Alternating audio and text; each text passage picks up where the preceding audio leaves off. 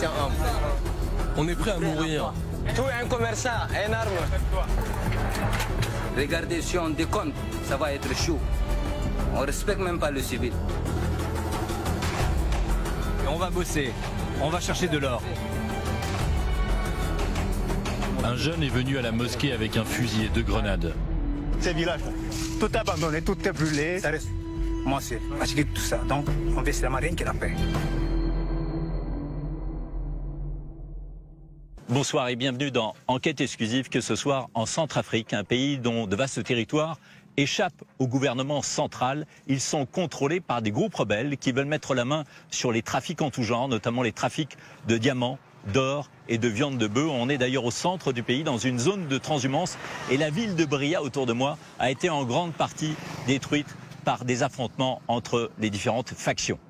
Alors, il faut savoir qu'un quart de la population de ce pays a été chassée sur les routes par une guerre civile dont les motivations sont davantage mafieuses qu'ethniques et religieuses. Le sous-sol de la Centrafrique est très riche en minerais, notamment cela attire les convoitises des grandes puissances comme la France, ancienne puissance coloniale, mais aussi de la Chine et plus récemment de la Russie. Alors, autant vous dire qu'il n'est pas facile de faire son métier ici en Centrafrique, et notre équipe de journalistes a dû ruser pour atteindre les zones rebelles. Dans le chaos centrafricain, c'est un document signé Solomon Kane, Pascal Le Rouge et Éric de la Varenne pour Ligne de Front et Enquête exclusive. Au bout de cette piste, la République centrafricaine. Nous allons entrer clandestinement dans le pays, dans une zone tenue par les rebelles. Ce sont les services de contre-espionnage d'un État voisin qui vont nous aider à passer la frontière. Bon, on arrive là. Impossible de faire autrement. Les autorités centrafricaines nous ont interdit l'accès à cette zone. Elles refusent que nous donnions la parole aux rebelles. Après 3 jours de route, notre équipe traverse enfin la frontière en pirogue. Nous avons rendez-vous avec un escadron du FPRC. C'est le groupe rebelle le plus puissant de Centrafrique. Il contrôle plus d'un tiers du territoire. Bonjour, comment ça va? Bien? Le chef de l'escadron, c'est le commandant Yacoub. Avec ses hommes, il est chargé de nous escorter auprès du chef des rebelles, Abdoulaye Hissène, l'ennemi public numéro 1 du gouvernement centrafricain. Ces rebelles sont bien armés. Ils ont récupéré l'équipement de l'armée régulière à la suite d'un coup d'État en 2013.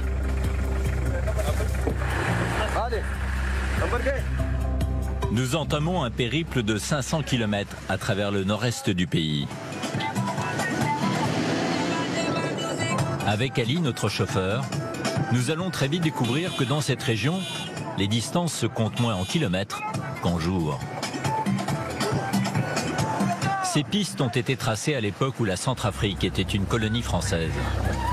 Elles ne sont plus entretenues depuis très longtemps.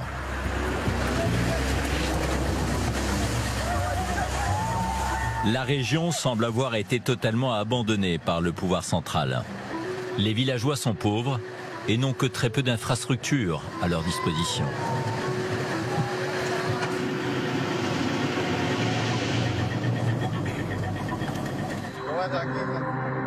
La nuit venant, les hommes font une pause, 2 heures pour reprendre des forces. La viande de cabri. Les gradés sont les premiers servis. Nous sommes les officiers, hein? Les officiers mangent doucement. Et pour les autres, c'est à qui sera le plus rapide. Après le repas, vient l'heure de la paix. Donne-moi 3000. Et à lui, tu lui rends 4000. 4000. C'est bon comme ça. Chaque homme reçoit 4000 francs CFA, soit 6 € pour une mission de 10 jours. Même pas 1 € par jour.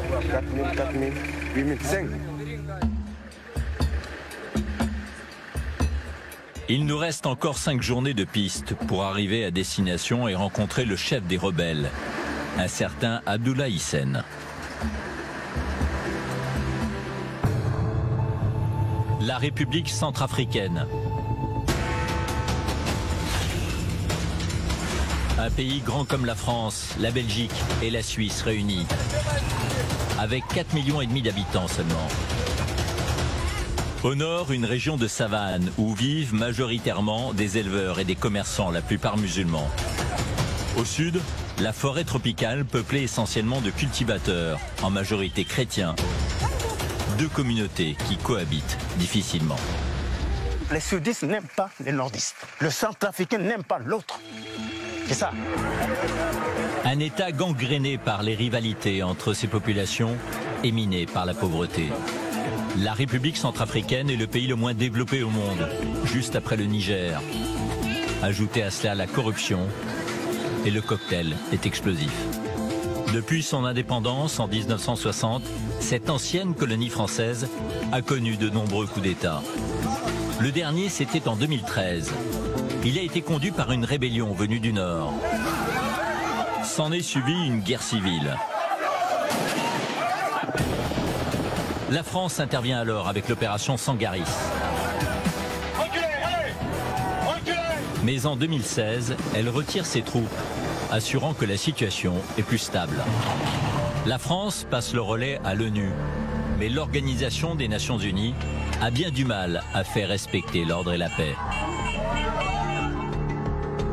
14 groupes rebelles contrôlent les 2/3 du territoire. Aujourd'hui, même au cœur de la capitale Bangui, certains quartiers sont aux mains des milices. On se bat pour le PK5. Si on meurt, on nous remplace. Au nord de la République centrafricaine, le FPRC, le groupe rebelle le plus puissant, règne à lui seul sur un tiers du pays. Son chef militaire, Abdoulaye Hissène, a accepté de nous recevoir. Pourquoi la rébellion? Parce que malgouvernance, il y a des exactions, il y a des tueries. Pour remettre de l'ordre dans son pays, le président au pouvoir a fait appel aux Russes. Comme lui, certains de ses concitoyens se sentent trahis par la France, qui a retiré ses troupes. Les Russes ont leurs mercenaires. Ils assurent la protection du président et gagnent en influence auprès des Centrafricains, en finançant notamment des concours de beauté. La première dauphine, Terencia Sokambi. Depuis qu'ils ont renforcé leur présence auprès de la présidence, les Russes ont obtenu des contrats miniers. La Centrafrique regorge de ressources naturelles.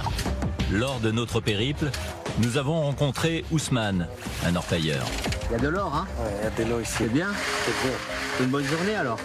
Oui. République centrafricaine, voyage dans un pays en plein chaos. Arrêtez!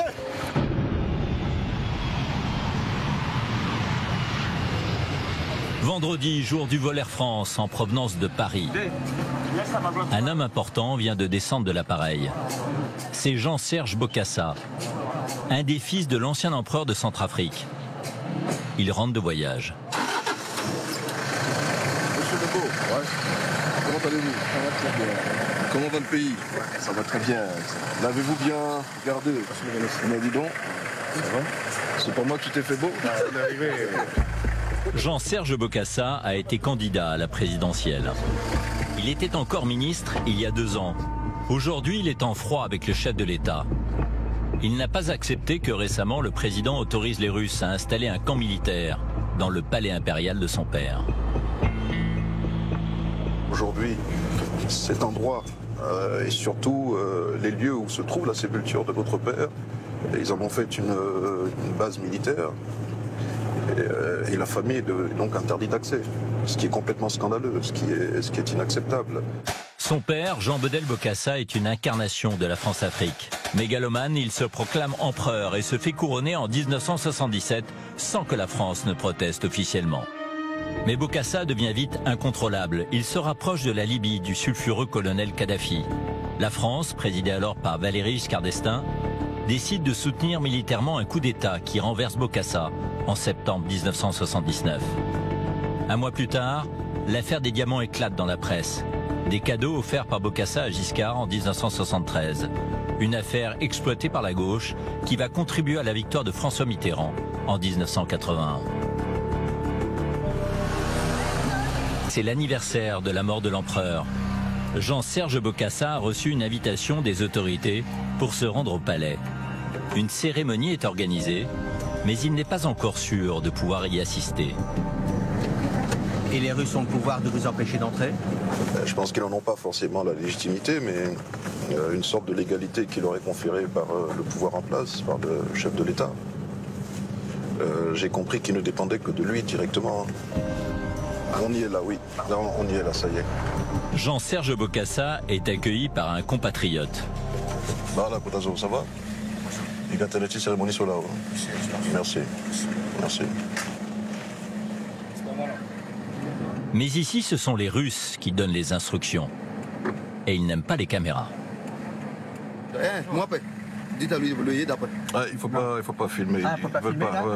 Ah, pardon. La trentaine d'autres enfants de l'empereur sont absents. Monsieur le préfet, comment vous allez? Monsieur le maire, comment vous allez? Des notables du fief électoral de Jean-Serge Bokassa sont là. Des nostalgiques du régime impérial, qui a pourtant disparu il y a 40 ans. Jean Bodel Bokassa était un empereur qui tenait le pays d'une main de fer. Jean Bodel Bokassa n'était pas seulement un homme politique, mais c'était aussi, et peut-être même surtout, un militaire. Pour mémoire, engagé d'abord au sein de l'armée française, il répondait à un appel, et c'était celui du général de Gaulle dans les heures sombres qu'a connues la France. Au nom de la famille Bokassa, je vous remercie. Dans l'Assemblée, il n'y a pas d'officiel français. En revanche, les Russes sont là. Nous sommes réunis ici pour rendre les honneurs au fils remarquable de la République centrafricaine. Ce sont deux émissaires russes, conseillers spéciaux auprès du président centrafricain, qui déposent une gerbe sur la tombe de l'ancien allié de la France. Celui qui fut proche de Gaulle et de Giscard d'Estaing. Les Russes sont prévoyants. En fin de cérémonie, ils prennent contact avec Jean-Serge Bokassa.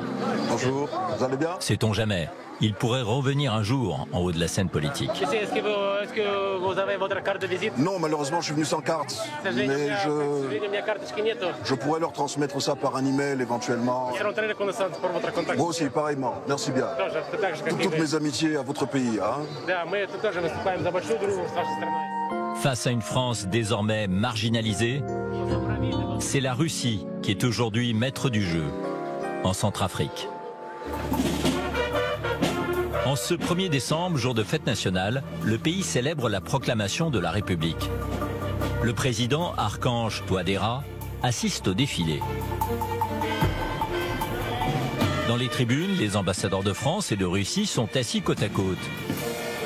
Mais c'est à des mercenaires russes bien armés que le président a confié sa sécurité. Ils appartiennent à la société Wagner, détenue par un oligarque proche de Vladimir Poutine. Depuis un an, la Russie a noyauté le pouvoir en Centrafrique. Ce jour-là, sur l'avenue des Martyrs, des militaires défilent sans armes. L'armée est en reconstruction. Elle a été dissoute après avoir commis des exactions durant la guerre civile de 2013. Elle a aujourd'hui très peu de fusils, peu de blindés. Et faute de moyens militaires, le président centrafricain ne parvient même pas à contrôler tous les quartiers de sa capitale.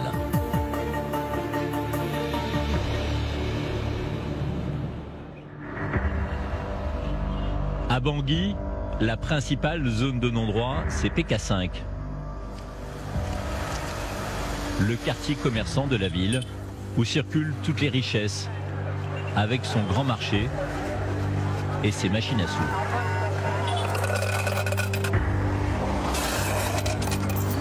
Là, c'est le jeu de casino. Oui. En 2019, PK5, un quartier de 2 km², était tenu par des milices bien armées, alors contrôlées par le général Force. Nous étions partis à sa rencontre. Amine est l'un de ses lieutenants. Il revendique des centaines de combattants. 800 hommes. 800 hommes. Des hommes, des enfants soldats plutôt, souvent orphelins, de la chair à canon. Des bébés tueurs qui sont prêts à mourir pour leur chef. Les autorités ont tenté de le tuer à plusieurs reprises pour reprendre le quartier. Ça, c'est une vraie arme que j'ai entre les mains. On est prêt à mourir. Le général Force, vous ne le trouverez pas. Pourtant, il est là. Gardez ça en tête. Vous avez essayé de le tuer et vous avez loupé votre coup. Mais notre vengeance sera terrible. On se bat pour le PK5. Si on meurt, on nous remplace. Quelques jours avant notre tournage, la maison du général Force a été bombardée. Du coup, l'homme a dû se cacher. Le commandant Amin est venu à son secours juste après l'explosion. Pour lui, ce sont les Russes qui sont à l'origine de l'attaque. La bombe était vraiment forte. Il y avait des produits chimiques. C'était de couleur noire, tout noir. Il y avait de la fumée partout. Et c'est ça qu'on respirait. Ce sont les Russes qui pilotaient. Les Centrafricains n'ont pas de drones. Les Russes, eux, en ont. Ils ont eu le temps de repérer avant de pilonner. Et ils ont tout détruit. Des accusations difficiles à vérifier. Une chose est sûre, il y a bien eu une forte explosion vers 2 h du matin. Ousmane, un autre lieutenant du général Force, est très remonté. Imaginez, regardez, si on décompte, ça va être chaud. On ne respecte même pas le civil. Imaginez, il faut savoir ça. Ousmane accepte de nous conduire jusqu'au général Force. Pour ne pas dévoiler l'endroit où il se cache, nous n'avons pas le droit de filmer son environnement. Général Force, Oui. il y a quelques jours, vous avez échappé à un attentat. Est-ce que vous pouvez expliquer? Moi, je défends la paix. Je ne cherche pas la violence. Mais les gens me cherchent l'amitié. Je ne suis pas un opposant. Pour aller prendre le pouvoir à la main de monsieur le professeur Archange Touadéra. Non, non, non. Je ne suis pas une opposition. Saint-Kilo n'est pas fermé, ce n'est pas un lieu de rebelles. Non, non, non. C'est un lieu de gens civils, de commerçants, de populations habitant comme les autres. Mais nous, on a fait seulement que la légitime défense pour défendre notre zone et on défend que la communauté. La communauté, ce sont les 15 000 habitants de ce quartier. Des musulmans pour la plupart. Ils se sont réfugiés ici en 2014, en pleine guerre civile. Les soldats français les protégeaient contre les milices anti-musulmanes. Dans ce quartier, on aime encore la France et on respecte le général Force qui assure la sécurité depuis la fin de l'opération Sangaris. Si on a éliminé notre leader, qu'est-ce qu'on va faire? Et c'est ça le problème. Voilà le drapeau qui se trouve toujours à l'entrée de le général Force. Nous sommes toujours derrière la France. Vive la France. Vive la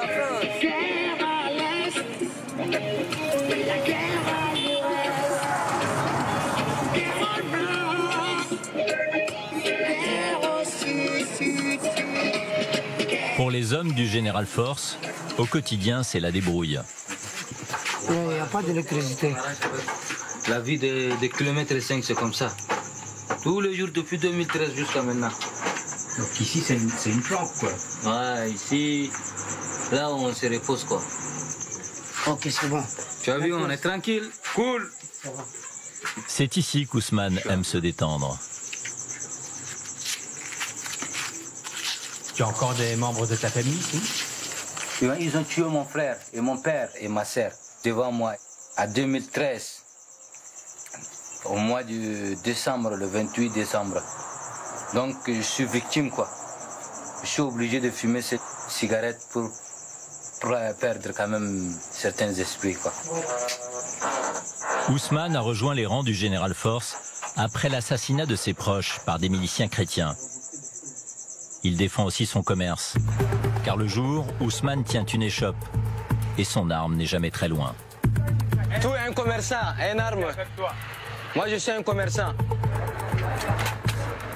Quel pays, ça? Là, c'est le Kalachnikov.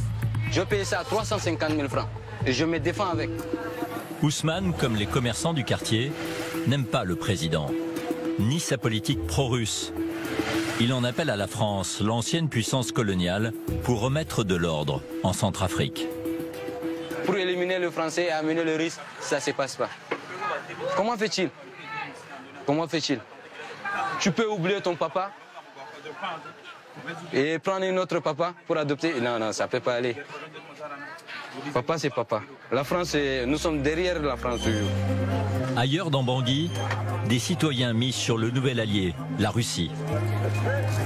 Il faut dire que Moscou a mis en place une stratégie bien rodée pour s'implanter durablement, conquérir à la fois les esprits et les cœurs. En fin d'année, Bangui la coquette a célébré le glamour. Un glamour made in Russe-Afrique. On est en retard. On est en retard pour le shooting, allez, vite, vite. Et chez vous, là. Les plus belles femmes du pays sont réunies dans un endroit select de la capitale. Âgées de 18 à 25 ans, 11 finalistes issus de la bonne société sont en lice pour décrocher le prestigieux titre de Miss Centrafrique. Je suis mademoiselle Zangameto Juliana Justina, je viens de Bangui. Je viens de la Lobaye. Je représente la Basse-Côte. Quant à Charlène, la Miss Bangui, elle se voit déjà en haut de l'affiche. Pourquoi je pense que je vais être Miss? Parce que j'ai les potentialités. Et vu le thème retenu, qui est la beauté et l'intelligence, je sais que je remplis déjà ces critères. Âgée de 23 ans, cette étudiante en gestion passe les dernières heures à l'internat des Miss. Allô? Oui, maman. On s'apprête à partir là. Et elle est soulagée. Ça fait 2 semaines que je suis là. Ma famille me manque vraiment. Et demain, je serai sortie de l'internat, donc là, ça va. Mais avant de partir pour la cérémonie, les candidates se réunissent pour prier. Avec une pensée toute particulière pour les nouveaux amis de la Centrafrique. Le président de la République, le président de Russie, la Miss Russie. Amen. L'élection a lieu au stade 20 000 places. L'événement est sponsorisé par la Lobaye Invest, une société minière russe appartenant à un proche de Vladimir Poutine. Prix du billet d'entrée à partir de 10 000 francs CFA, soit 15 €. Cela représente un tiers du salaire mensuel moyen dans le pays. À 2 heures du show, les gradins sont encore vides et ils le resteront. Le soir venu, moins d'une centaine de spectateurs sont présents dans le carré VIP. Tous sont issus de la bonne société de Bangui. On applaudit la première dame. Escortée par des casques bleus, il y a aussi Brigitte Touadéra, l'une des 2 épouses du président. Mais la vraie star de la soirée, c'est elle. Elmira Abdrazakova, Miss Russie 2013. Elle vient d'arriver à Bangui à bord d'un jet privé. Elle est là devant nous, la Miss de la République de la Russie. Chers habitants, bonjour, chère première dame. Je vous remercie beaucoup pour votre invitation à cette fête de la beauté. Je veux dire que la beauté n'est pas seulement représentée sur la scène. Je le vois dans vos yeux, je le sens dans votre cœur. C'est un grand honneur pour moi, au nom de la Fédération de Russie, de participer à cet événement. En coulisses, les Miss s'apprêtent à entrer en scène. Écoutez toutes. Quand on entre en scène, on danse comme ça. En position. Au pied de l'estrade, 6 membres du jury. Parmi eux, un diplomate russe. Il se fait expliquer les coutumes locales.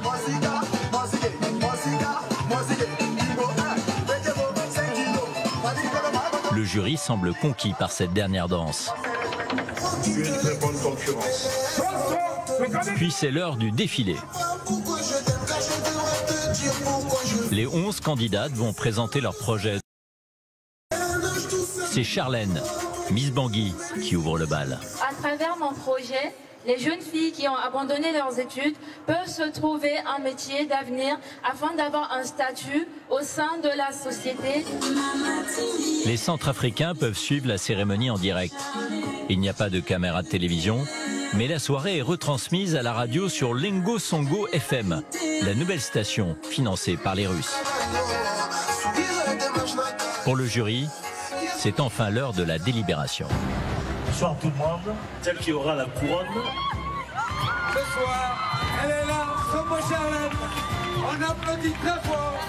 On applaudit pour les trois. Charlène, comme elle l'avait prévu, est élue Miss Centrafrique. Là, toute la famille est fière de moi et je suis fière de moi également parce que j'étais venue pour gagner et c'est ce qui s'est passé. Et voici la remise des prix. Pour la première et la deuxième dauphine, une machine à laver et une citerne. Pour Charlène, 1 million de francs CFA, soit 1 500 €. Miss Russie remet quant à elle un chèque de 7 500 € à une association. La photo sera publiée dans les journaux. Nous remercions les sponsors numéro 1, la Russie. À partir d'aujourd'hui, là, ne me parlez pas en français, hein, c'est seulement en russe. Un présentateur qui appelle désormais à parler en russe. Avec peu de moyens, la Russie, dans son bras de fer avec la France, semble réussir son pari. Affaiblir l'influence française dans son ancien précaré.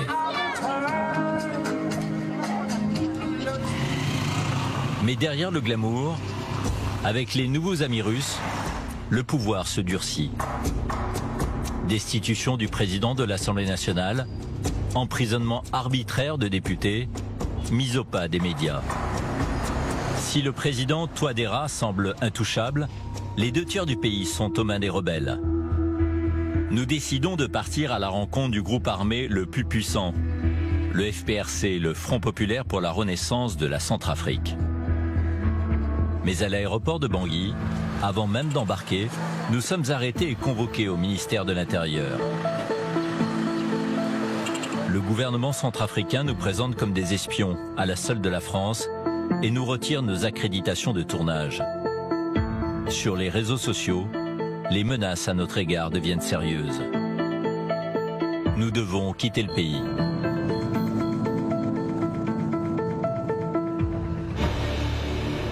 Deux mois et demi plus tard, nous sommes de retour en Centrafrique, clandestinement cette fois. Nous avons passé la frontière grâce au service de contre-espionnage d'un État voisin. Nous sommes embarqués avec les rebelles du FPRC. Nous allons rencontrer leur chef, Abdoulaye Sène. Sur le chemin, les rebelles tiennent à s'arrêter dans un village pour nous montrer les exactions commises par le régime. C'était il y a 9 ans. Albert, un responsable de la rébellion, en reste profondément meurtri. Ce village-là, un grand village, je vous dis, qui s'appelle Soukoumba. Un très grand village. Et voilà, de chaque côté de la route, tout abandonné, tout est brûlé. Les ruines plus loin, là-bas, là, vous avez vu. Ça, c'était peut-être la concession du chef. Eh bien, tout était détruit. Par le feu et par les armes? Par les armes. Par les armes, oui. Par les armes. C'est les FACA qui sont venus avec les armes. Les FACA, ce sont les soldats de l'armée régulière. Ils sont venus détruire le village et tuer des gens pour mater la rébellion. Albert apprend qu'un membre de notre escorte est originaire d'ici. C'est Daoud. C'est mon village natal. Mon village natal. Et Daoud, où est-ce qu'elle était votre maison à vous? C'est au milieu, sur les manguiers. Vous nous montrez? Oui, oui. Venez, venez vous nous montrer. On y va. Daoud a perdu toute sa famille lors de l'attaque menée par l'armée.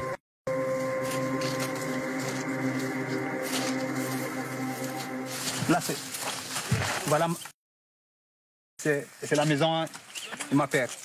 Nous sommes 8 personnes. Tout était tué par les FACA, ça reste moi seul. Et vous étiez où? Vous étiez dans la maison, vous? Oui, l'autre jour-là, j'étais au champ. J'étais au champ. Avant que je revienne, le dégât est passé. Vous voulez la vengeance encore maintenant? Pour actuellement, nous voulons la paix. Nous voulons seulement rien que la paix. On ne veut pas tuer encore quelqu'un. Vous êtes fatigué de tout ça? Fatigué de tout ça. Donc, on veut seulement rien que la paix. Mon père Daoud, là, il est né ici. Et moi aussi, je suis né ici. On est de quoi? On est des Centrafricains. Ma mère, ma grand-mère aussi, elle est née ici. Ma mère aussi, elle est née ici. Et nous-mêmes, on est des Centrafricains. En 2010, 21 villageois ont été assassinés ici par l'armée centrafricaine. Ce sont des choses qui sont arrivées souvent ici? Non, c'est pas, ça arrive pas souvent. Mais quand il y a des situations de haine, c'est comme ça se passe. C'est la haine. Les gens n'aiment pas les autres. Le Centrafricain n'aime pas l'autre. C'est ça. À cause de quoi? Politique. C'est politique. Et pourquoi? Mais ça, ils ont leur raison à eux. Un jour, ils vont nous dire cette raison-là. Un jour. Un jour, cette raison-là va sortir. Pourquoi? Cette haine contre les nordistes. Les sudistes n'aiment pas les nordistes. C'est ça. C'est clair. Voilà la situation de la vie de ce pays. C'est la méchanceté. Pour Albert, comme pour ses camarades, c'est une querelle ancestrale entre gens du Nord et gens du Sud, mais aussi un abandon du pouvoir central, qui est à l'origine de la guerre civile et de ces milliers de morts. Maintenant, là, ce n'est plus possible que quelqu'un vienne refaire la même chose ici. C'est fini, ça. On n'attaque personne, mais on se protège. Si on prend les armes, on est fort. Ça, on est fort. Le périple pour rencontrer le chef des rebelles se transforme en galère. On ne voit plus rien là, il y a trop de poussière. Ensablement tout d'abord.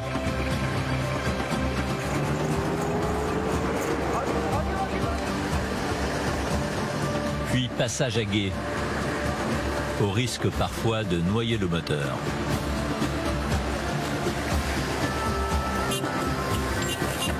Et après seulement quelques kilomètres, nouvelle crevaison. La 8e depuis notre départ. Et c'est déjà la dernière roue de secours. Il y a 4 roues. 1, 2, 3, 4.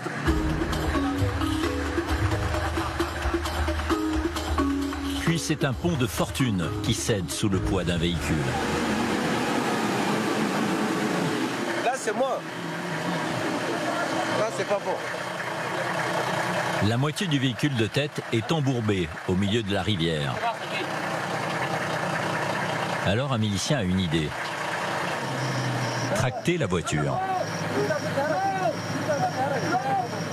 Il va accrocher son arrière, lui aussi va accrocher et on va pousser devant le pick-up.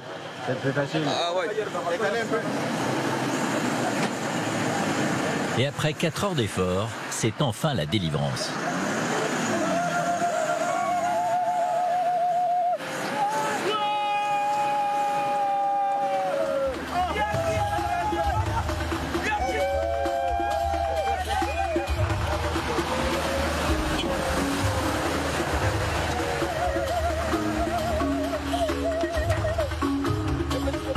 Cela fait 5 jours que nous roulons et nous atteignons enfin Birao. C'est là que nous allons rencontrer enfin le chef des rebelles.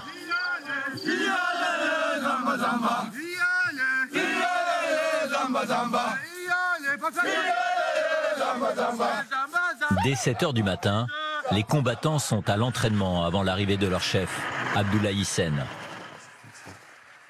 Devant vous, le colonel Mohamed Bazoum. L'ennemi public numéro 1 pour Bangui, c'est lui, en costume. Homme d'affaires, ancien ministre, rebelle, Abdoulaye Hissène mène depuis une décennie des révoltes dans le nord du pays. C'est un ancien de la Séléka, à l'origine du coup d'État de 2013. Il revendique une armée de 12 000 miliciens. Nombre d'entre eux ont commis des exactions. Les rebelles ont plusieurs objectifs, notamment obtenir l'autonomie, participer au nouveau gouvernement pour développer la région et enfin intégrer leurs hommes à l'armée régulière. Vous êtes satisfait de vos hommes, Excellence? Très satisfait. C'est un grand honneur, grande satisfaction pour moi de les voir actifs. Aujourd'hui, Abdoulaye Hissène vient haranguer ses troupes. Voilà les hommes capables qui peuvent sécuriser ce pays. Vous devez être réintégrés dans l'armée centrafricaine. C'est une obligation.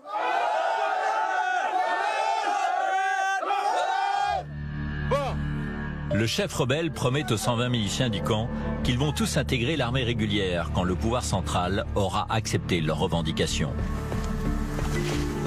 Cela fait une douzaine d'années qu'il y a des pourparlers, mais les accords capotent les uns après les autres.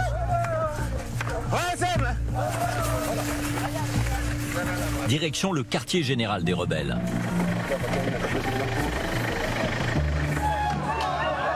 Il est situé en pleine brousse, à Birao, une ville de 1000 habitants.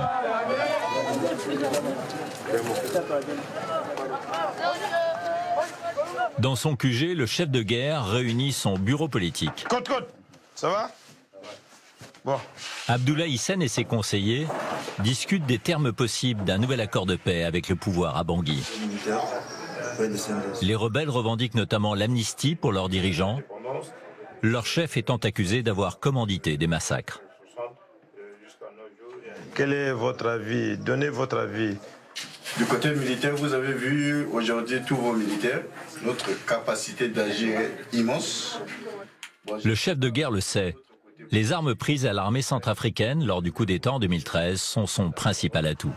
Tous les arsenaux de Centrafrique, République centrafricaine, depuis 1959, depuis l'indépendance jusqu'à aujourd'hui, c'est où? C'est au nord et c'est dans nos mains. Quand tous les pick-up de Séléka sortaient de Bangui, étaient bâchés, attachés, bien attachés. C'est quoi? C'était des armes et des munitions qui partaient. Et les gens applaudissaient. Oh, merci à l'Ouagouaï. Applaudissaient. Ils disaient merci, ils sont partis. Partez chez vous. Nous, on ne se cache pas, nous sommes là, armés jusqu'aux dents. Armés jusqu'aux dents, mais dans le camp, les miliciens vivent dans des conditions spartiates. Il n'y a ici ni eau courante, ni électricité, comme d'ailleurs dans une grande partie du pays. Mais dans le nord, ce sentiment d'abandon s'est mué en rébellion. Abdoulaye Hissène a changé de tenue. C'est en chef militaire qu'il s'affiche. Il tient à nous montrer les conséquences de l'absence d'État à Birao. Premier arrêt, l'hôpital, le seul digne de ce nom dans cette province grande comme la Suisse. C'est le plus grand hôpital de la région. Et pourtant, il n'y a que 4 salles de consultation et un seul médecin. Il ne faut pas qu'il tombe malade. Mais il ne faut pas que tu tombes malade. Hein. Et le médecin, il ne faut pas qu'il tombe malade non plus. Lui-même, s'il tombe malade, c'est grave. 2 médecins itinérants sillonnent aussi la province. À eux 3, ils doivent pouvoir soigner 66 000 personnes. Docteur, ça va? Mais pour ce médecin originaire de la capitale, rare fonctionnaire d'État dans la région, tout va bien. Bon, par rapport au ratio, c'est presque la norme. Hein. 3 médecins pour presque 66 000 habitants, c'est pas aussi très mauvais que ça. Est-ce que vous avez des capacités de soigner 66 000 habitants? 3 médecins. Est-ce que vous avez cette habilité? Si vous n'avez pas, il est le temps de dire, voilà, nous avons des problèmes. Tu as des problèmes ici. Tu n'es pas chirurgien. Tu n'es pas un chirurgien ici. Il fallait chercher un chirurgien. Il y a tout qui vous manque. Il vous manque des choses, moi, il faut le dire ouvertement. Ce qui manque à la population, il faut le dire. Il faut l'avouer maintenant ou jamais. Regardez tout ça là. Ils attendent. Ils sont en entente là. Regardez, allez-y, filmez. S'il ne veut pas parler, tant pis pour lui. Ça, c'est des révoltes. C'est ça qui nous énerve. Voilà, c'est ça qui nous révolte. Parce qu'il n'est pas d'ici. Voilà. Voilà, c'est ça le problème. Regardez comment il ment, un médecin. Il ne mérite pas d'être médecin. Si c'était moi le président, je ne peux jamais le mettre médecin ici. Abdoulaye Hissène s'emporte. Il feint d'ignorer que les carences de l'État s'expliquent aussi par la présence des rebelles dans la région. À Birao, il n'y a pas que l'hôpital qui est au bord de la Sixi. Voilà, la plus grande école ouverte seulement quelques mois par an. 3 professeurs seulement pour 750 élèves. Et ce ne sont même pas des fonctionnaires d'État.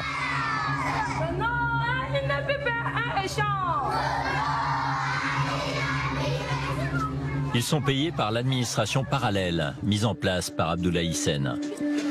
Pour se financer, les rebelles prélèvent des taxes sur les marchandises importées du Soudan. Ils collectent aussi des impôts locaux, comme ici sur le marché. Chaque commerçant s'acquitte de 150 000 francs CFA, 230 € par trimestre. Fadoul est le père. Vous avez payé votre impôt depuis le 10 janvier et je suis venu pour vous signaler pour le deuxième trimestre. Donc ça va passer le 5 mars. Ces impôts servent aussi à financer l'achat de nourriture pour les miliciens. En retour, ils sécurisent les biens des commerçants. Parce que c'est les éléments qui contrôlent la ville et contrôlent même le centre marché. Les recettes sont maigres, car les rebelles ne parviennent pas encore à lever l'impôt partout sur le territoire qu'ils contrôlent. Certaines zones sont trop difficiles d'accès.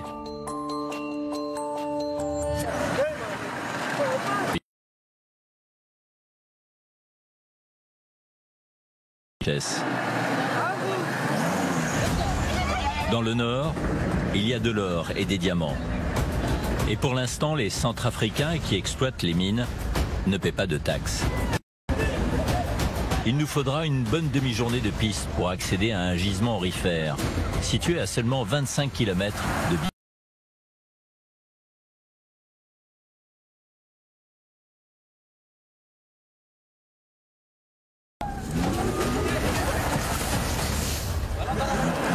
Impossible pour les tout-terrains de progresser davantage. Nous insistons pour continuer la...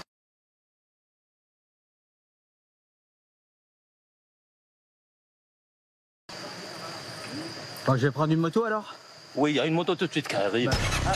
C'est encore Albert, un membre historique de la rébellion, qui nous emmène à la mine.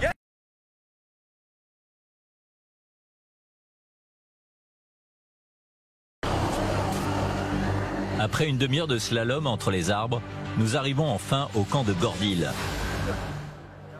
Une centaine d'orpailleurs.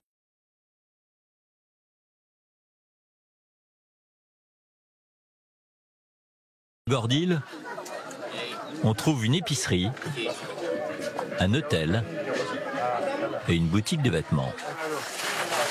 Un pantalon comme ça coûte combien? 3 000. 3 000 francs? Qui propose du phacochère. Mais le centre du camp, c'est le bistrot. C'est ici que chaque matin, avant de partir à la mine, les orpailleurs se retrouvent pour discuter des découvertes de la veille. Il n'y a pas d'or. Il n'y a pas d'or ici? Un peu. Il y a de l'or ou il n'y a que des... Il y a de l'or, un peu. Un peu.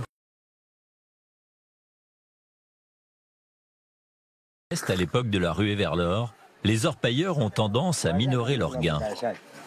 Pourtant, vu les prix des biens de consommation courante, les affaires semblent plutôt florissantes. C'est combien un café? 500 francs. Non, je n'ai pas de change sur ton gros billet. Va acheter des choses et tu me trouves de la petite monnaie. Quoi? Tu veux me montrer que tu as beaucoup de blé? Mais moi aussi j'ai beaucoup d'argent.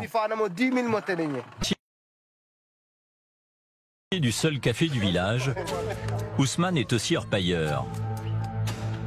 Après le départ des derniers clients, il ferme son établissement et se rend sur son filon d'or.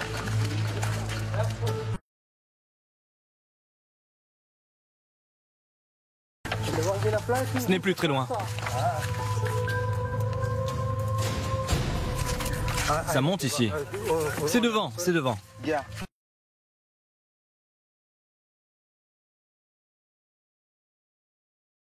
De la rivière.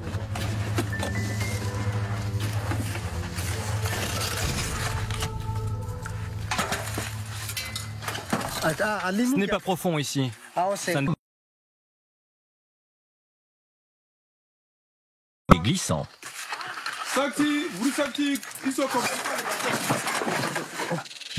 Ici, on extrait l'or avec des moyens rudimentaires et écologiques.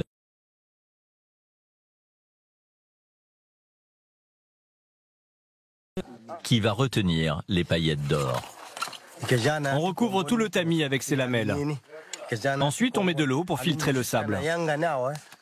Plus dense que le sable, l'or va se déposer.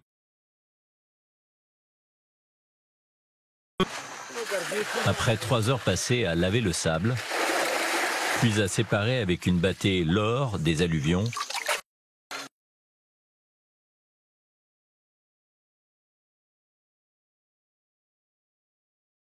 Il y a de l'or, hein? Ouais, il y a de l'or ici. C'est bien?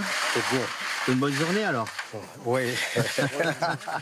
En à peine une matinée, Ousmane a extrait 3 grammes d'or. Rien d'inhabituel.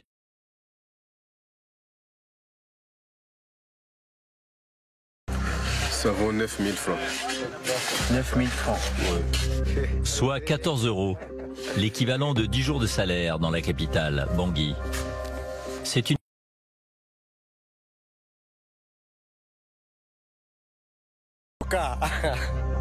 Quant aux intermédiaires, ils revendront l'or 7 fois plus cher sur le marché international.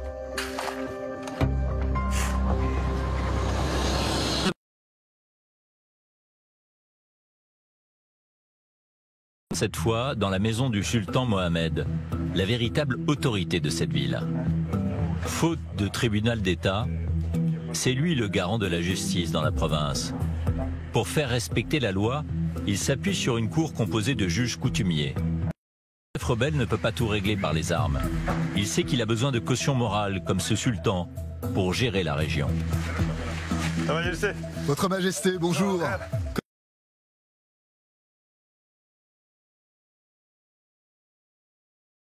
Dans une vendetta. Et vu que l'ONU n'intervient pas, c'est au sultan que le chef de guerre demande de l'aide, pour casser cette fois la spirale de la violence qui menace d'embraser la ville. C'est pourquoi on est venu vous voir, Votre Majesté. Et pour le sultan, il y a en effet urgence. Il ne faut pas qu'on les laisse comme ça. Il faut les réunir tous et leur donner des consignes fermes. Sinon, ça va créer des problèmes.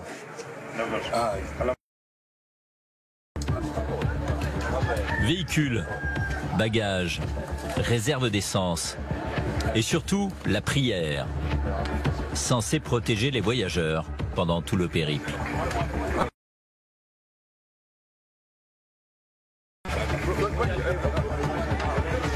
Puis c'est enfin le départ.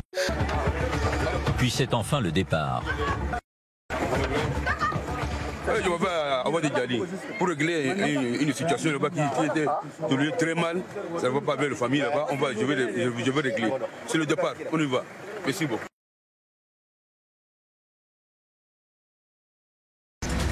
Pendant tout le voyage, la voiture de la délégation va être escortée par un convoi des rebelles. Et c'est Abdoulaye Hissène en personne qui en prend la tête.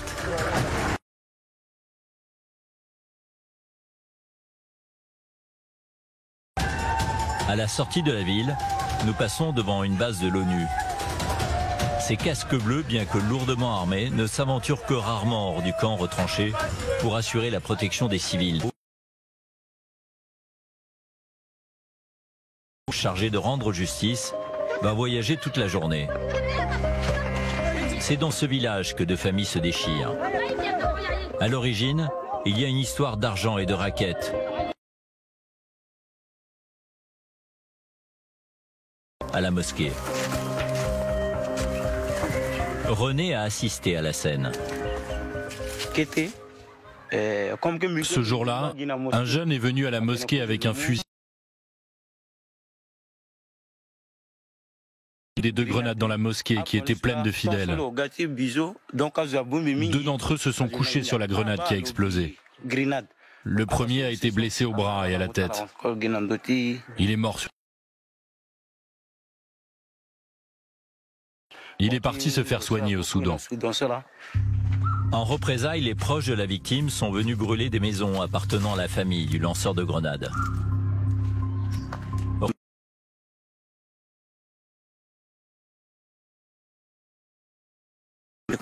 Regardez, ça c'est ma maison. Après ces représailles, on a fait des réunions dans le village pour qu'il n'y ait pas de vengeance. Malgré des tentatives d'apaisement, ça risque de se répéter. Vient l'heure de la conciliation. Abdoulaye Hissène retrouve la délégation à l'hôtel de ville, transformé pour la circonstance. À l'intérieur, toutes les parties impliquées dans la vendetta sont déjà présentes. Je vous présente le sultan. Et sur la gauche, salle, dont René qui était là au moment du drame. Celui-ci, René. Présent. Je suis venu pour discuter du drame qui s'est passé ici. Ce qui s'est passé dans le village pouvait se régler entre vous. Mais au lieu de ça, vous prenez des grenades et vous vous entretuez. Mais qu'est-ce que c'est que ça? Et tout ça à cause de l'argent? Il ne faut pas en arriver là.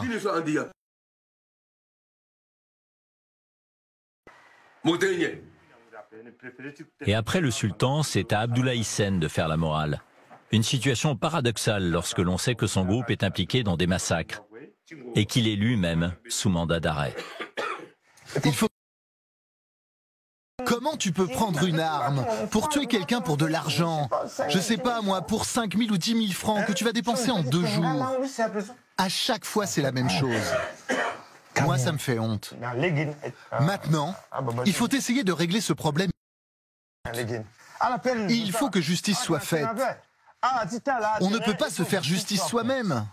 Pour pas que demain tout le monde dise que tuer quelqu'un, c'est quelque chose de facile et qu'ensuite on puisse se balader en toute impunité. Dans la salle, le seul qui manque finalement à l'appel, c'est l'accusé, le lanceur de grenades. Il a pris la fuite après la tuerie. Il y a eu mort d'homme ici. Alors le S'il est toujours en ville, il faut le dénoncer. Au premier rang, un délégué fait son mea culpa et promet d'agir. Personne n'a été à la hauteur dans cette affaire. Ni les hommes, ni les forces de sécurité. Si on avait tous fait notre devoir, on aurait déjà capturé le coupable. Maintenant, on va essayer de le retrouver, de le remettre à son excellence et de régler ainsi le problème. C'est la fin de la conciliation. Le chef rebelle repart.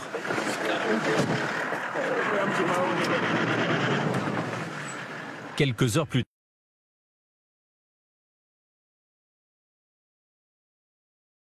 un hélicoptère.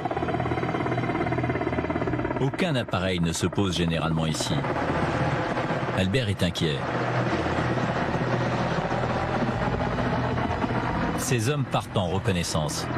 C'est quoi cet hélicoptère? C'est un hélico russe. Il est là, il est là. Il a percé, elle là sur le terrain. Ils sont là-bas. Ils vont nous ramener des informations précises. Voilà. C'est pour nous qui sont là. Je n'ai pas encore une idée là-dessus. Qu'est-ce qu'ils veulent pour vous? On ne sait pas. Sur injonction d'Abdullah Hissène, nous devons rentrer au QG. Il vous demande de rentrer. Et pour cause, les mercenaires russes du groupe Wagner ont sinistre réputation. 3 journalistes russes. Juillet 2018. Pour notre équipe, il est temps de quitter définitivement le pays.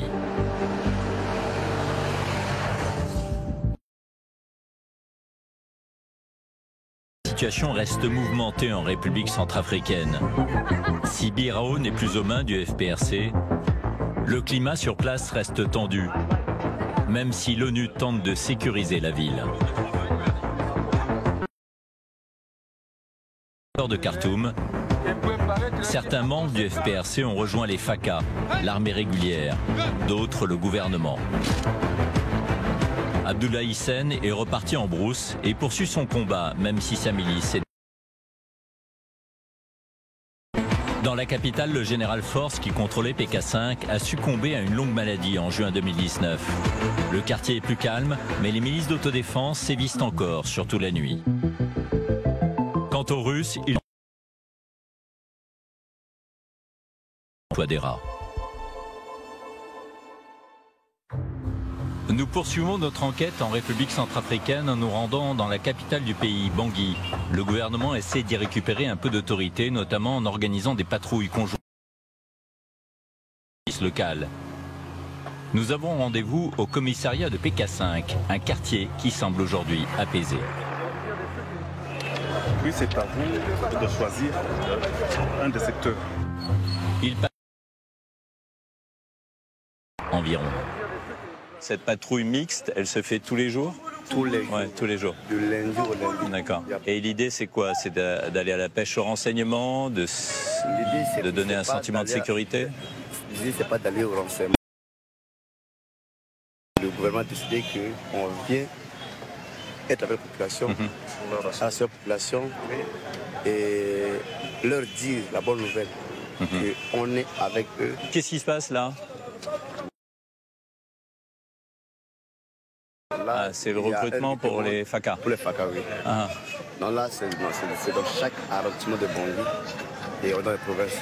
Donc d'abord, les gens viennent déposer leur dossier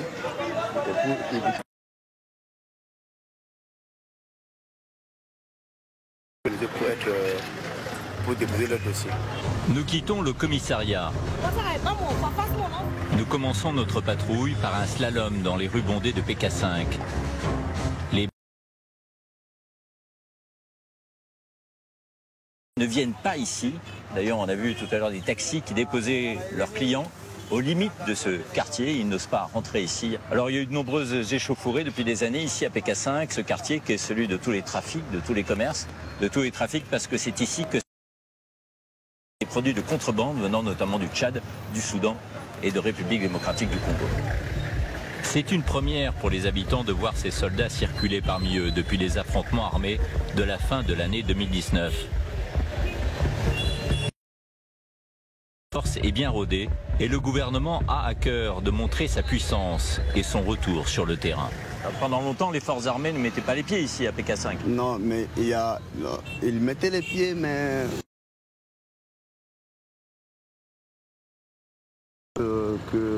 il y a vraiment que le gouvernement puisse arriver ici. Une réponse un peu gênée, et quand on creuse sur les sujets sensibles... Parce que c'est ici qu'arrivent les...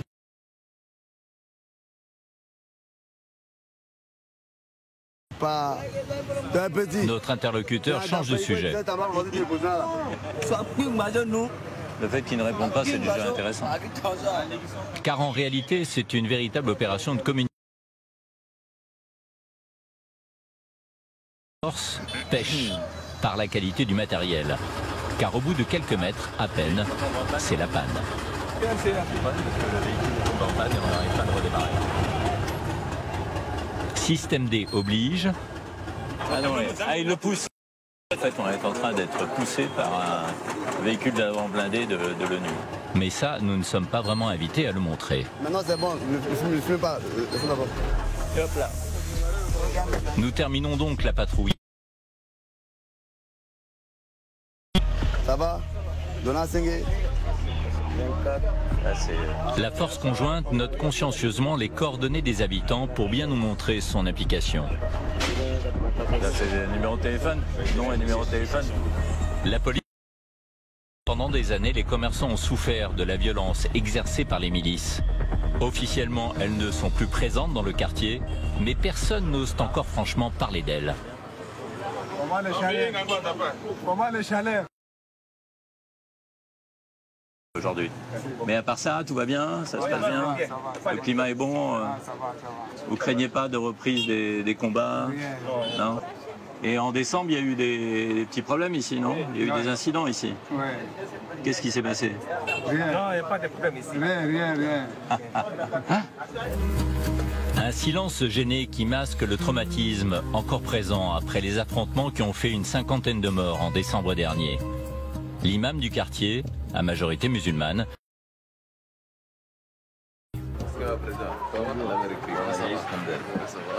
bon, alors racontez-moi comment ça se passe. De quoi? Quel est le climat?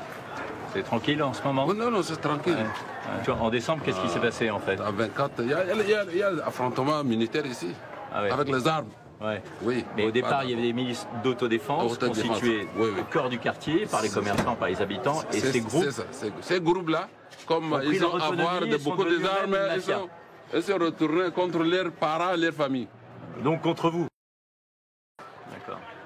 Pour quelle raison? Ils sont fait même embuscade ici pour me tuer. C'est le Dieu qui me suivi, oui. Bon, et ces groupes aujourd'hui, ils sont où? Ces groupes d'autodéfense, comme vous les appelez? C'est de Montelé. Ils ne sont plus là encore. Ils ne sont plus encore. vivent encore dans le quartier. On ne connaît pas la position exactement. La MINUSCA, vous les voyez tous les jours? Ils viennent vous voir tous les jours? Oui, ils viennent souvent. Et s'ils arrêtent les patrouilles, qu'est-ce qui va se passer? Non.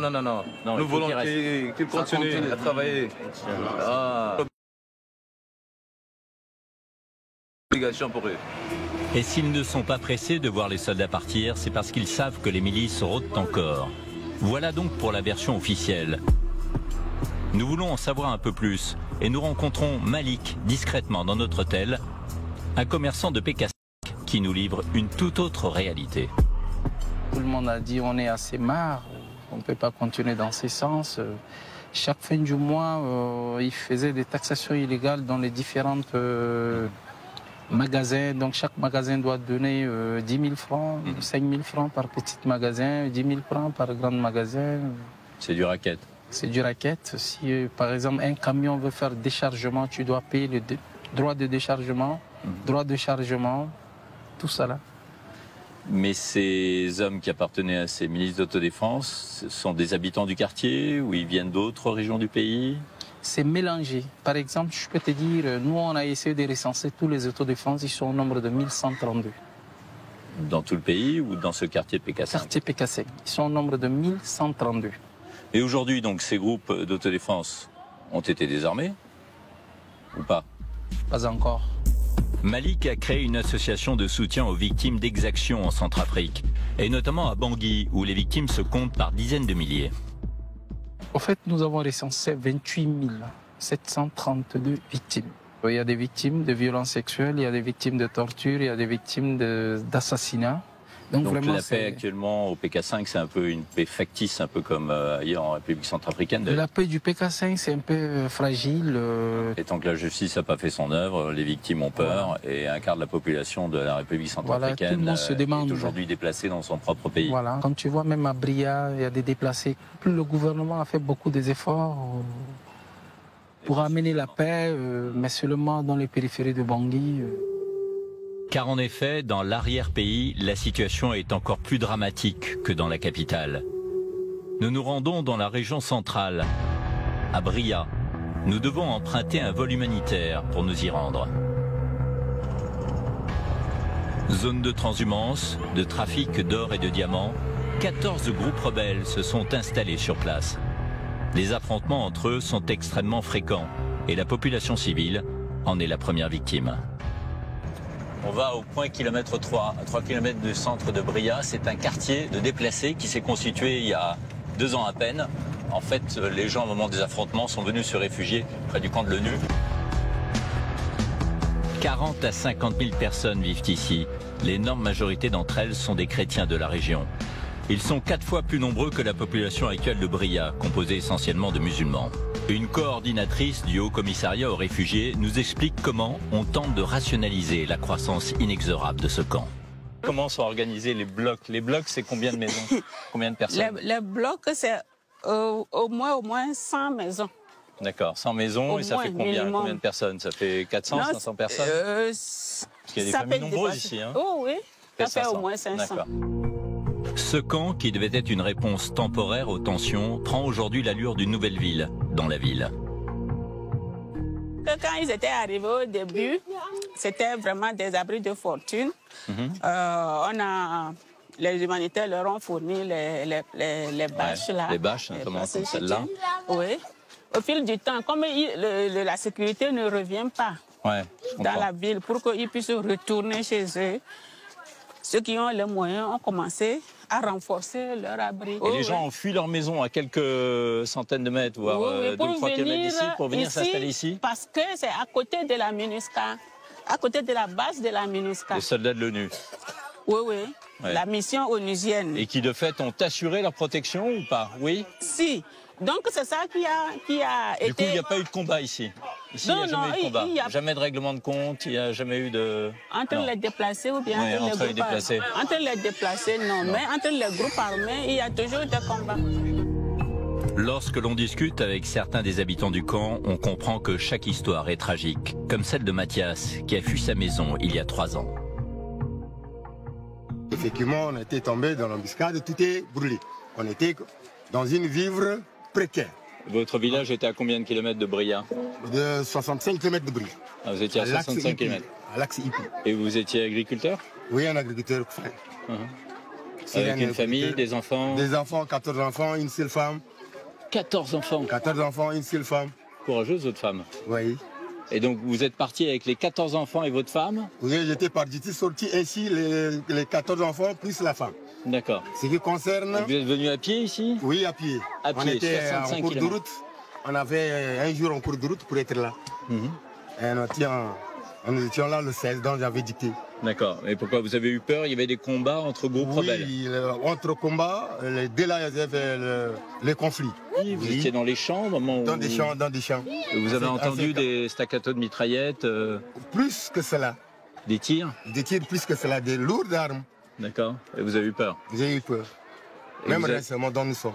Et vous avez fui aussitôt? Aussitôt. Et j'ai abandonné le tout. Et ils ont ramassé tout ce qui est comme bien. Vous avez des poules, des chèvres, des consoles, les biens, tout est enlevé. Pourquoi vous avez choisi de venir ici à Bria? J'ai choisi Bria parce qu'il y a les conditions qui sont proches ici. Et il nous fait quand même les sécurités. C'est par rapport à ça qu'on a pris l'invention d'être là. Oui, parce qu'il y a la MINUSCA, il y a les soldats de la paix de l'ONU qui sont là. Oui, c'est ça là. Et pourquoi vous ne rentrez pas dans votre pays, dans votre région? Absolument, on ne peut pas aller. Ah oui? Absolument, on ne peut pas aller là-bas. C'est pas sûr? Et les maisons sont déjà brûlées. Mathias vit dans une hutte juste à côté. Sa femme et 13 de ses enfants sont récemment repartis travailler dans les champs. Il reste ici seul avec un de ses fils. Ah, c'est là? Oui, c'est ma demain. Et c'est donc, vous voyez, c'est le nid que je prépare. Ça, c'est pour... Je prépare la classe de Siamen. Je monte les fiches. Ah, vous êtes en train d'étudier? Oui, je suis en train d'étudier. Ah oui, d'accord. Pour devenir enseignant? Oui. Vous avez répondu. Et donc vous êtes chez vous, là? Oui, ça, c'est chez vous, ça? Local. Il dort difficilement. Vous êtes déprimé, sans drap, en fait. sans moustiquaire, et sous le carton, sans avoir un tapis. Des conditions de vie d'une extrême précarité et un accès aux soins généralement inexistant. Pour pallier cela, Médecins sans frontières a installé un dispensaire en 2017 au centre du camp. Nous retrouvons Monique, la chef de mission. Cette médecin est engagée depuis plus de 20 ans dans le secteur humanitaire. Ici, elle forme le personnel médical. Qu'est-ce qu'il a, Momo? Bah alors, Momo, mais dis donc, bien grossi, hein? Oui. À quoi tu l'as nourri? Ouh là là. C'est sa maman. C'est le sein de sa maman? Momo est malade. C'est Momo qui est malade. Bonjour, Momo. Ça, c'est... Oh, que t'es jolie. Le dispensaire offre en moyenne 1800 consultations par semaine aux déplacés. Bonjour. Comment tu vas? Donc ici, vous êtes dans la salle où on peut garder maximum 6 heures les enfants en observation. Et là, cet enfant, il a quoi? Il a de la fièvre? Il a une crise de paludisme? Le paludisme, oui. La température est à 39 ici sur son carnet. Oui. Donc la température est élevée. Donc il faut baisser la fièvre par un médicament, le paracétamol. C'est un antalgique, on donne à l'enfant. Et t'as l'air fatigué. Oui, il a l'air... T'as l'air flappy, toi. Si. Ouais, t'as l'air flappy, ma puce. Et vous venez de Bangui ou vous êtes Oui, de la je viens de Bangui. Vous venez de Bangui, vous êtes là depuis combien de temps? J'ai fait 3 ans ici. 3 ans? Ça fait 3 ans? Vous connaissez bien cet endroit, alors? Oui, mais c'est là où, quand j'étais venu ici, la guerre a déclenché devant moi. Ah bon? Oui, j'ai vu les gens courir pour venir ici aussi. Et aujourd'hui, les gens sont plutôt rassurés sur la situation? La situation est précaire. Nous sommes là, on ne sait pas ce qui va se passer demain. on est là. Et vous vivez où? Vous dans le centre de santé ou vous vivez dans un endroit... Je dors aussi au Pétatora. J'ai aussi une hutte ici. Ah bon? Il faut vivre avec la population. Bon, vous connaissez bien Monique alors? Oui, non, là c'est notre maman. Très parfaite collaboration, on travaille bien. On travaille bien avec elle. Donc, ben j'espère, hein. Peser des enfants, traitement contre le paludisme, surveillance de maladies cutanées comme la gale, ou bien vaccination. Regardez celui-là. Regardez celui-là. T'es beau, toi. Quel âge il a, maman? Il a quel âge? 2 jours, il est tout neuf. Il est né il y a 2 jours. Oui. D'accord. Elle est venue ici pourquoi? Pour la vaccination. La vaccination. Oui. Ouais. D'accord, maman, c'est bien. Ces soins sont une chance pour ces mamans qui, sans MSF, n'y auraient jamais eu accès. Je peux m'asseoir là? Tu m'autorises à m'asseoir là? Tu t'assois sur mes genoux si tu veux. Hop là! Je remercie énormément MSF, car je n'ai pas d'argent et ils nous offrent tout ça sans salaire. Pour la première fois, nous avons des dermatologues et des médecins ici. Mon fils a une maladie de la peau et il peut enfin être soigné grâce à ça. Il a quel âge? 5 ans. Comment il s'appelle? Bamalé, Exaucé. Bamalé. Exaucé. Exaucé. Oui. 5 ans. Il est beau, hein? Grand bébé, hein? Il va être très très grand. Il va être très fort. La RCA est un des pays les plus pauvres du monde. Les conflits interethniques et religieux, largement instrumentalisés par les groupes rebelles, ont freiné le développement des structures de soins. Monique nous emmène à l'hôpital public de Bria, soutenu financièrement par MSF et d'autres ONG internationales. C'est là? Service des urgences, c'est à droite, c'est MSF.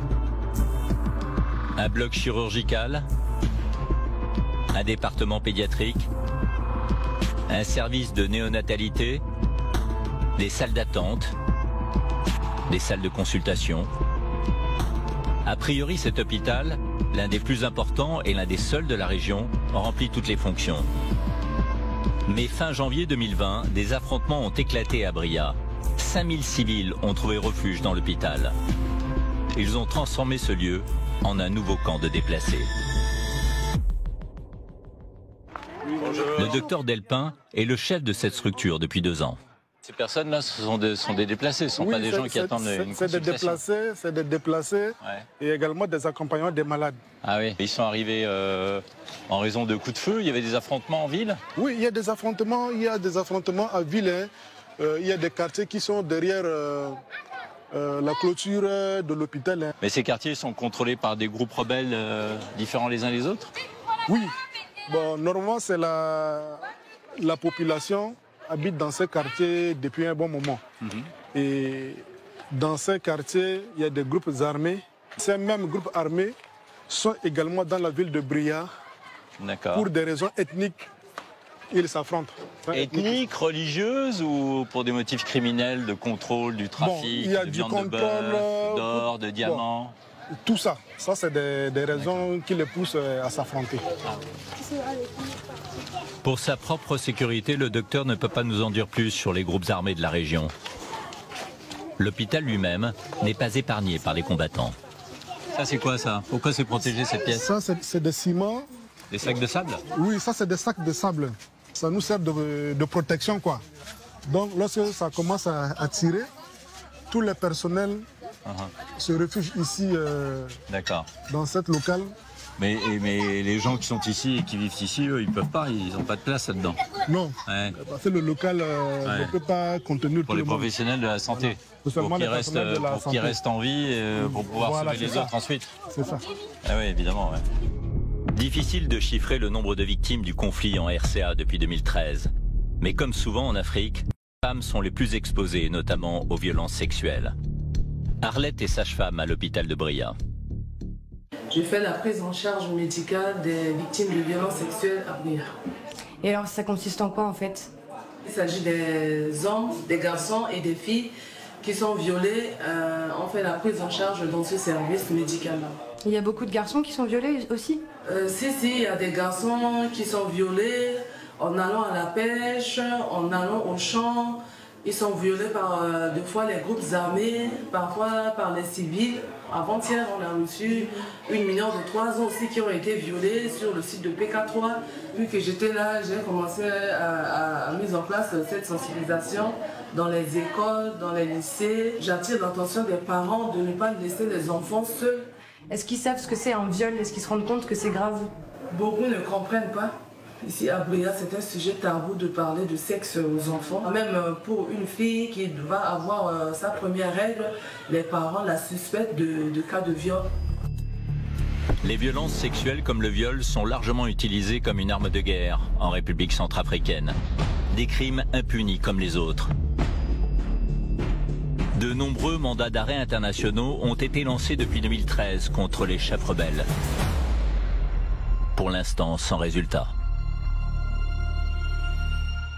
Les accords de paix de Khartoum, signés il y a un an, ont ramené un semblant de paix dans le pays pendant quelques mois. Mais récemment, les combats, les tensions ont repris, déplaçant encore des centaines de milliers de personnes à travers tout le pays. Cela est dû sans doute à un sentiment d'impunité de ces chefs de guerre. Il serait donc urgent que la fameuse Cour pénale spéciale mise en place par l'ONU prenne enfin en main ses travaux, relance ses enquêtes et juge devant un tribunal des hommes largement responsables de crimes de guerre. Voilà, c'est la fin de cette émission. Rendez-vous la semaine prochaine pour un nouveau document d'enquête exclusive. La semaine prochaine, Enquête exclusive vous emmène dans les sous-sols de Paris. Parmi les 40 000 SDF que compte la ville lumière, une partie d'entre eux vit sous nos pieds. On est dans le bas-fond. Il y a les sur-bas-fonds qui sont les catacombes. Parking, couloirs de métro, gaines techniques, des lieux obscurs et dangereux. Ibrahim vit sous le centre commercial de la Défense. Je suis mort-vivant. Je suis à moitié avec les gens et à moitié avec les cadavres. Une rue qui abîme. En plus de l'alcool et de la drogue, la moitié d'entre eux souffrent de maladies mentales. Sa Majesté, la Reine! Maximilien est schizophrène. Je m'habille toujours en blanc, je me prends pour Blanche-Neige. Mais sans les nains. Nous avons pu suivre la BAPSA, police unique au monde qui s'occupe de ces oubliés de la rue. On nous parle des pays sous-développés. En plein 10e, on a des hommes qui vivent dans des trous d'évacuation d'air chaud. Voilà. Plongés dans les bas-fonds de Paris. Là, on m'a pris autant qu'elle m'a appris. Il fabrique le cadavre, tel est le macadam. C'est dimanche prochain à 23h dans Enquête exclusive. Cette émission a été préparée avec Alix de Maintenon, Florent Vergne et Nicolas Dupré. Rédaction en chef d'Enquête exclusive Jean-Marie Tricot et Bertrand Deveau. Production Marie Cerda. Bonne soirée sur M6.